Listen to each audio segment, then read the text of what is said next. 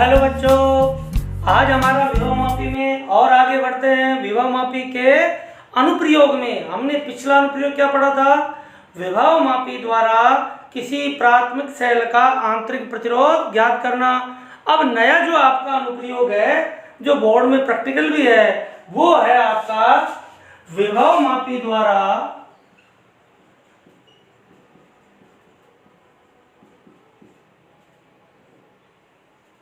दो प्राथमिक सेलों के विद्युत वाहक बलों अर्थात ईएमएफ की तुलना करना। ठीक, ये बोर्ड में सबसे एक आसान प्रैक्टिकल है। सबसे पहले तो इसमें याद होना चाहिए विद्युत वाहक बल क्या होते हैं। सेल के टर्मिनल के बीच में विभवांतर जब सेल से कोई धारा नहीं ले रहे हैं, तो इस कंडीशन हम देखेंगे कि सेल से धारा नहीं लेंगे और उसके टर्मिनल के बीच का जो विभवांतर है उसका विभवमापी तार पर संतुलन बिंदु प्राप्त करेंगे। तो सबसे पहले इसकी परिपथ व्यवस्था या सर्किट अरेंजमेंट क्या होगा। देखिए, इसका सर्किट जोड़ने के लिए पिछली क्लास में हमने बताया था कि विभवमापी का चाहे कोई सा भी प्रयोग हो, प्राथमिक परिपथ वैसे ही जुड़ेगा। तो देखिए, ये हमारा क्या है, विभवमापी का तार ए बी। ठीक, ये आपका उच्च विभव सिरा है, ये निम्न विभव सिरा है। सबसे पहले सिरे के साथ प्राथमिक परिपथ में बैटरी ईपी, इसका विद्युत भाग बल है ईपी, कनेक्ट करते हैं। फिर आप एक कुंजी K1 और फिर धारा नियंत्रक RH कनेक्ट करके प्राथमिक परिपथ पूरा कर देते हैं। तो प्राथमिक परिपथ वही हो गया। अब यहाँ पर हम क्या लेंगे, यहाँ देखो, हम दोनों सेलों को लेंगे। पहला सेल लेते हैं जिसका विद्युत वाहक बल है माना E1 और इसके धनागर को, पॉजिटिव टर्मिनल को हम कहां से जोड़ते हैं, बिंदु ए से। और जो नेगेटिव टर्मिनल है उसके द्विमार्गी कुंजी, ये कुंजी होती है जिसमें दो डॉट लगी होती है, इसको कहते हैं द्विमार्गी कुंजी, डबल वे की। तो ये आपका X, ये आपका संयोजी पेच Y, ये संयोजी पेच Z। तो इसके पहले पेज से हम सेल का ऋणात्मक टर्मिनल को कनेक्ट करेंगे। अब हम क्या करेंगे, दूसरा सेल लेंगे, दूसरा प्राथमिक सेल जिसके विद्युत वाहक बल की तुलना करनी है, इसके धन को वही फिर कहां से, बिंदु ए से कनेक्ट करेंगे और ऋण को ये द्विमार्ग कुंजी के जो तीसरा टर्मिनल है, बीच का नहीं, ये सिरे के टर्मिनल, इस जेड से कनेक्ट करेंगे। और मध्य टर्मिनल जो वाई है उससे हम क्या प्रेजेंट करेंगे, गैल्वेनोमीटर, और गैल्वेनोमीटर का संबंध दूसरा विसर्पी कुंजी जे से कर देते हैं। तो ये क्या आपका परिपथ व्यवस्था, किसकी, विभवमापी द्वारा दो प्राथमिक सेलों के विद्युत वाहक बलों की तुलना करना। अब क्या करेंगे, नंबर फर्स्ट, सबसे पहले कुंजी K1 में प्लग लगाकर प्राथमिक परिपथ पूरा करते हैं और विभवमापी तार AB में धारा प्रवाह करते हैं। अब देखो, इसमें धारा प्रवाह होगी तो इस तार AB पर एक वोल्टेज आ गई है जिससे हम तुलना करेंगे। तो पहला काम क्या है, विभव कुंजी K1 में प्लग लगाकर प्राथमिक परिपथ पूरा करते हैं और विभवमापी तार AB में धारा प्रवाहित करते हैं। उसके पश्चात द्विमार्गी कुंजी के टर्मिनल X और Y के बीच प्लग लगाते हैं। इस पे प्लग लगाने से ये कनेक्ट हो गया। X और Y के मध्य प्लग लगाने से आपका सेल E1 विद्युत परिपथ में आ जाता है। अब विसर्पी कुंजी J को आगे पीछे करके आपने आगे पीछे खिसकाया और माना इस जगह पर क्या आ गया, संतुलन बिंदु आ गया। ठीक, माना इस बिंदु पर आ गया संतुलन बिंदु, और इसके लिए संतुलन बिंदु के लिए संतुलन लंबाई L1 ज्ञात है। L1 वो पोजीशन है जिसमें गैल्वेनोमीटर में शून्य विक्षेप स्थिति है। शून्य विक्षेप का मतलब इस सेल से धारा नहीं जा रही, इसका मतलब यह बिंदु पर विभवांतर इस विभवांतर के बराबर और यह विभवांतर इसके बराबर। तो ये अविक्षेप स्थिति आ गई, क्योंकि इस बिंदु पर और इस बिंदु पर विभव का मान समान हो गया। माना समतुल्य लंबाई कितनी है, L1। यदि विभव प्रवणता x हो तब E1 बराबर XL1। समीकरण नंबर 1, ये प्रथम सेल का विद्युत भागबल आ गया। अब क्या करेंगे, x और y के बीच से प्लग निकालकर y और z के बीच लगा देते हैं, जिससे सेल E2 जिसका विद्युत भागबल E2 है परिपथ में आ जाता है। पुनः विसर्पी कुंजी J को आगे पीछे करते हुए माना कोई संतुलन बिंदु और प्राप्त कर लें। माना ये आ गया, ये संतुलन लंबाई आ गई L2 कहीं पर भी, ठीक। तो सेल E2 के लिए संतुलन लंबाई कितनी है, L2। तो E2 बराबर क्या हो गया, XL2। समीकरण नंबर 2। समीकरण 1 में 2 का भाग देने पर E1 बटा E2 बराबर XL1 बटा XL2, x कट गया, E1 बटा E2 बराबर L1 बटा L2। इस तरह ये विद्युत भागफलों की तुलना हो गई। अब एक से ज्यादा आपको रीडिंग लेनी है, दूसरी रीडिंग लेनी है, तो इस धारा नियंत्रक RH की सहायता से इस AB पर में जो पोटेंशियल ड्रॉप है उसको फिर बदल देते हैं, विभव प्रवणता को चेंज करते हैं। तो इसको क्या किया आपने, आगे पीछे किसका दिया, दूसरी रीडिंग ले ली, ऐसी तीसरी ले ली, चौथी ले ली, पांचवी ले ली, और फिर उन सबका औसत निकाल लिया। तो इस तरह से हमने क्या कर लिया, विभव मापी द्वारा दो प्राथमिक सेलों के विद्युत भागफलों की तुलना करेंगे इस परिपथ चित्र के द्वारा। बहुत आसान सा है। अब हम इसका नया अनुप्रयोग पढ़ते हैं। अब देखिए बच्चों, हमारा विभव मापी का नया अनुप्रयोग है, विभव मापी द्वारा अल्प प्रतिरोध स्मॉल r का मान ज्ञात करना। तो सबसे पहले इसकी परिपथ व्यवस्था, सर्किट कैसे जोड़ेंगे, इसका परिपथ व्यवस्था कैसे होगी, देखो वही सबसे पहले विभव मापी का प्राथमिक परिपथ। तो देखिए ये आप विभव मापी का तार A B, ठीक, विभव मापी तार AB के सिरे A जिसको हम उच्च विभव पर रखते हैं, इससे प्राथमिक परिपथ की बैटरी EP के प्लस टर्मिनल को जोड़ेंगे और माइनस को कुंजी K1 से, ठीक। उसके बाद आपका धारा नियंत्रक RH, और इससे हम किसको, ये RH1, और इसके साथ ये आपकी बैटरी EP, और इस तरह से हम प्राथमिक परिपथ पूरा करेंगे।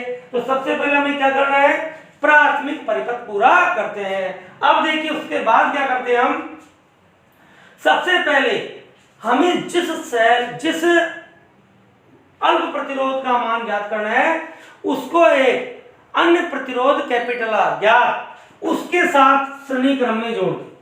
ये आपका एक प्रतिरोध R है ज्ञात, उसके साथ हमने ये हमारा एक अल्प प्रतिरोध जोड़ दिया। और थोड़ा नीचे बढ़ाते हैं सर्किट और आएगा। इसको एक प्रतिरोध लिया हमने क्या, कैपिटल R, थोड़ा प्रतिरोध ज्यादा है ज्ञात है, हम प्रतिरोध बॉक्स उसमें से लगा देते हैं इसको, और ये R, और इसके साथ श्रेणी क्रम में हमारा जो अल्प प्रतिरोध जिसका मान ज्ञात करना है ये है स्मॉल r, ये है ज्ञात प्रतिरोध R जो हम प्रतिरोध बॉक्स के द्वारा लगा देंगे।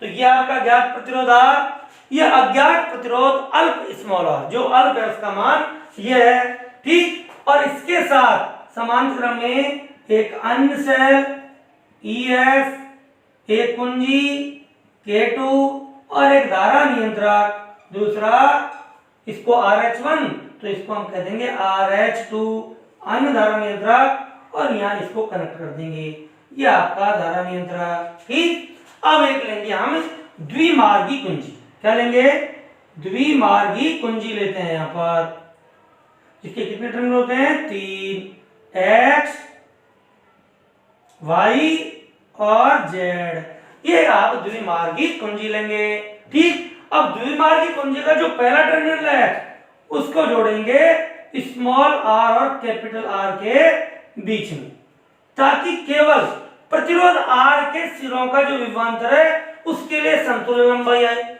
और Z अंतिम टर्मिनल है उसको जोड़ेंगे स्मॉल r के बाद, ताकि स्मॉल r और कैपिटल R का जो श्रेणी क्रम संयोजन है उस पर विभवांतर आए, और मध्य टर्मिनल को हम जोड़ेंगे गैल्वेनोमीटर G से और गैल्वेनोमीटर का दूसरा सिरा विसर्पी कुंजी J से कनेक्ट करेंगे। ठीक इस तरह से हमारी ये परिपथ व्यवस्था होगी। ठीक है, सबसे पहले विभवमापी तार AB के श्रेणी क्रम में बैटरी EP कुंजी K1 धारा नियंत्रक RH1 जोड़कर प्राथमिक परिपथ पूरा करते हैं। अब ज्ञात प्रतिरोध R के एक सिरे को A से और दूसरे सिरे से अल्प प्रतिरोध R को जोड़ते हैं और इस संयोजन के साथ हम क्या करेंगे, श्रेणी क्रम में एक बैटरी ES कुंजी K2 धारा नियंत्रक RH2 कनेक्ट कर देते हैं। द्विमार्गी कुंजी के टर्मिनल X को स्मॉल r और कैपिटल R के मध्य से जोड़ते हैं एवं तृतीय टर्मिनल Z को स्मॉल r के बाद जोड़ते हैं, मध्य टर्मिनल से गैल्वेनोमीटर को जोड़ते हैं। अब देखिए कार्यविधि वही, सबसे पहले कुंजी K1 में प्लग लगाकर प्राथमिक परिपथ पूरा करते हैं जिससे विभवमापी तार में धारा प्रवाहित होती है और वहां विभव पतन होता है। अब हम X और Y के बीच में प्लग लगाएंगे, ठीक, और कुंजी K2 में भी प्लग लगा देंगे। अब कुंजी K2 में प्लग लगाने से इसमें कोई धारा I प्रवाहित हो रही, इसमें इस प्रतिरोधों में धारा I प्रवाहित हो रही है। माना इस प्रतिरोध R के सिरों पे विभवपतन क्या है, V1 बराबर IR। अब विसर्पी कुंजी J को विभवमापी तार पर आगे पीछे खिसकाते हुए V1 बराबर IR के लिए संतुलन लंबाई L1 प्राप्त करते हैं। तब V1 बराबर IR है, उसका मान क्या होगा, XL1, जहां पर X विभवमापी की विभव प्रवणता है। तो किसके लिए संतुलन लंबाई निकाल ली, V1 बराबर IR के लिए। अब X और Y के बीच से प्लग निकालकर Y और Z के बीच लगाते हैं, ठीक, जिससे स्मॉल r और कैपिटल R का श्रेणीक्रम संयोजन कहा जाता है, परिपथ में आ जाता है और वोल्टेज V2 बराबर I small r plus capital R, क्योंकि यहां तक इस बिंदु तक देखो दोनों प्रतिरोध श्रेणी क्रम में जुड़ रहे हैं। अतः इस वोल्टेज के लिए, और ये वोल्टेज कितनी होगी, धारा I और प्रतिरोध श्रेणी क्रम हो गया small r plus capital R के लिए संतुलन लंबाई याद करते हैं, माना वो L2 है।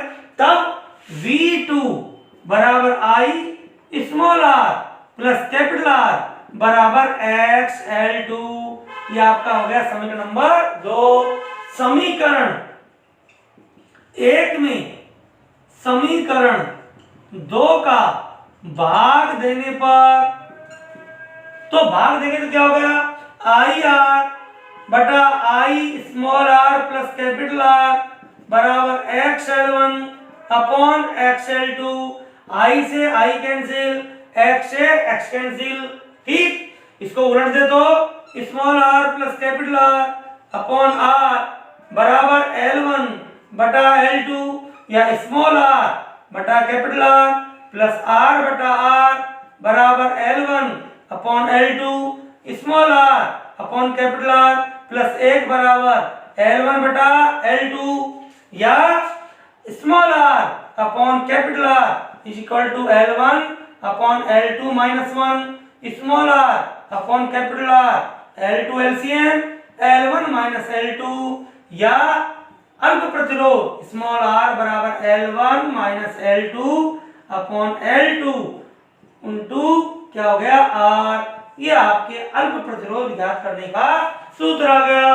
अब चूंकि L1 हमें पता है, L2 हमें पता है और R हमने जो प्रतिरोध लगाया उसका मान हमें पता है, इस सूत्र के द्वारा हम अल्प प्रतिरोध स्मॉल r का मान याद कर लेते हैं। अब आपको लग रहा हो गया सर ऐसा ही तो सूत्र आंतरिक प्रतिरोध का था, सेल के आंतरिक प्रतिरोध का सूत्र ये था, R बराबर L2 माइनस L1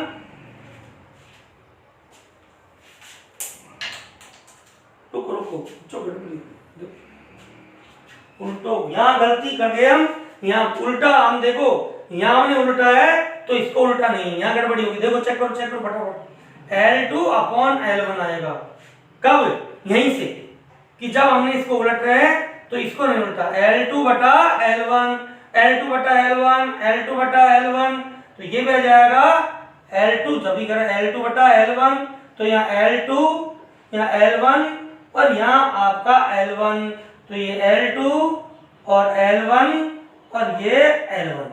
देखिए बच्चों, इस R plus R capital R को हम देखिए इसका उल्ट व्युत्क्रम किया तो इसको भी तो L2 ऊपर चल जाएगा, L1 नीचे, वो ध्यान नहीं रहा।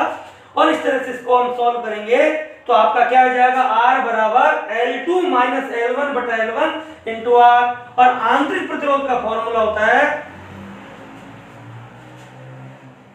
आपका L1 माइनस L2 बटा L2 गुणा R। और मुझे गलती पकड़ में किससे आई है, आंतरिक प्रतिरोध के सूत्र से, क्योंकि आंतरिक प्रतिरोध वाला फॉर्मूला और ये फॉर्मूला उल्टे होते हैं। अल्प आंतरिक प्रतिरोध में आता है L1 माइनस L2 बटा L2 गुणा R, और अल्प प्रतिरोध में आता है आपका L2 माइनस L1 बटा L1 इंटू R। यहां पर L1 क्या है, विद्युत वाहक बल E के लिए संतुलन लंबाई लिखा था, E बराबर x इक्विवेलेंट। और L2 क्या है, आपकी टर्मिनल वोल्टता के लिए संतुलन लंबाई। तो L1 आंतरिक प्रतिरोध के सूत्र में, यानी L1 विद्युत वाहक बल के लिए संतुलन लंबाई और L2 टर्मिनल वोल्टता के लिए संतुलन लंबाई। और यहां पर L1 प्रतिरोध R कैपिटल R के सिरों पर विभवांतर V1 के लिए संतुलन लंबाई, और आपका L2 प्रतिरोध अल्प प्रतिरोध स्मॉल r और प्रतिरोध कैपिटल R के श्रेणी क्रम संयोजन के पर विभव पतन के लिए संतुलन लंबाई। यहाँ पर L2 का मान अधिक होता है और यहाँ पर L1 का मान अधिक होता है, तो आपको कंफ्यूज नहीं होना है। आपका यहाँ पर सूत्र हो गया L2 minus L1 into capital R। और ये किसका था, ये आपका सेल के आंतरिक प्रतिरोध का है। तो लगभग मिलते जुलते फॉर्मूले, यहाँ 1 2 और यहाँ 2 1।